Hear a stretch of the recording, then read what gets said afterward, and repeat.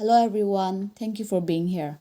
Before this story begins, there is something important you need to know. This is not a fictional horror story. The experience you're about to hear was shared by one of our viewers, someone who personally lived through everything described in this story. If you have ever felt an unseen presence around you, especially in the dark, stay with us till the end. What you're about to hear is a true experience. The story begins now. I lived in that rented house with my mother and my aunt. The three of us stayed there together as one family. We shared the same space and supported each other every day. We ate our meals together.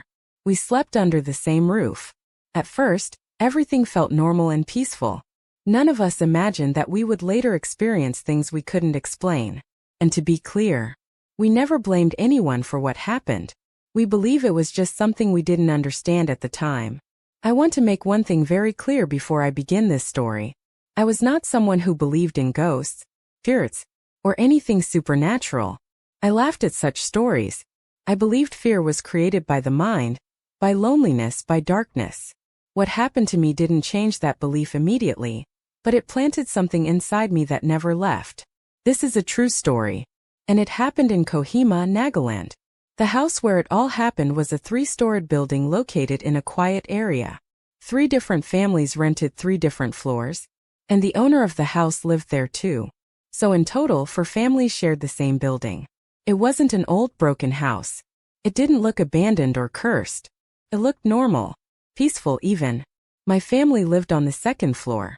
Nothing felt wrong in the beginning, but slowly, very slowly, the house started to feel occupied.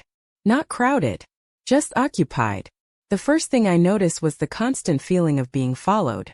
It didn't matter where I went, down the stairs, across the corridor, or into my own room. I always felt like someone was right behind me. Sometimes, I could feel cold breath near the back of my neck, close enough to make my skin crawl. Every time I turned around, there was nothing. First I ignored it. I told myself it was psychological, but the feeling didn't stop. It followed me day after day, night after night. Sometimes it felt like someone crossed past me, brushing against my shoulder. I would stop suddenly and look back. No one was there. Once, in broad daylight, I saw my mother walk into her room. I followed her a few minutes later to talk to her. The room was empty. I checked the bathroom. Nothing. When I went downstairs, she was in the kitchen. She told me she hadn't gone upstairs at all. That moment disturbed me, but not enough to make me believe. The nights were different. Almost every night, after going to bed, I heard footsteps entering my room. They were slow, clear, and deliberate. Not running. Not random. Human footsteps. Sometimes it felt like the person stood beside my bed, watching. I would wake up suddenly, heart pounding, switch on the light, and search the room. Nothing. The door locked from inside. Everyone else asleep. This became so common that I started accepting it as normal. Then there were the moments with the almirah. Whenever I opened it to take clothes, I sometimes felt a light touch on my hand, as if someone else had reached for the same thing. Not a grab, just fingers brushing mine. Each time my body froze, but I laughed it off. I convinced myself it was my imagination. At that time, I still didn't believe in ghosts, until one night, I was sleeping, half awake, when I felt something strange. The window in my room was slightly open, but the curtain was drawn. Suddenly the curtain moved, slowly, gently. I thought it was the wind. I closed my eyes. A few seconds later, it moved again. This time it wasn't random. It moved inward, as if something touched it. The room was silent. There was no breeze. My heart started racing. I knew then it wasn't the wind. Summoning all my courage, I sat up and pulled the curtain aside quickly. And that's when I saw her. Not her full face. Only the upper part. A woman's face, unnaturally pale with eyes wide open, staring straight at me through the window. No emotion. No blinking. Just those eyes, empty and cold. My mind refused to accept it. I turned away instantly, terrified, then looked back again, hoping, praying that it wasn't real.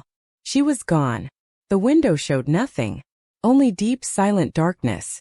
My hands were shaking as I shut it and locked it. I sat there frozen, waiting for something to happen. Morning came, but sleep never did. That night, my eyes stayed open, staring into the dark listening to every sound. Even today, that image has never left me. I don't open curtains slowly anymore. I pull them back in one quick movement, because somewhere deep inside, I'm afraid that if I pause even for a second, I might see those eyes again, staring back at me. But what truly chills me to the bone is this. I was not the only one who experienced it. My mother and the other people living in that house began to experience strange things as well. Things that had no clear explanation. They would hear sounds in the middle of the night, see things they couldn't understand, and feel like they were being watched when no one was there. What they went through was disturbing in its own way, and knowing that we were all experiencing something similar made it even more frightening. This is where part 1 of the story ends. What makes this story even more disturbing is that these experiences didn't happen to just one person. His mother witnessed things she could never explain. Other families living in the same house began noticing strange events as well, on different floors, at different times, yet all eerily similar. That house in Kohima was hiding something, and whatever it was, it didn't reveal itself all at once. In part 2, we'll hear what the others saw, what they heard, and how these experiences changed their lives forever. Because some places do not stay silent forever. That's it for today's story. Thank you for being here. If this story touched you, like, share, or just leave a kind word below. And if you have a story on your own, you can DM me on Instagram at truetoldstories. With love, this is True Told Stories. See you again soon.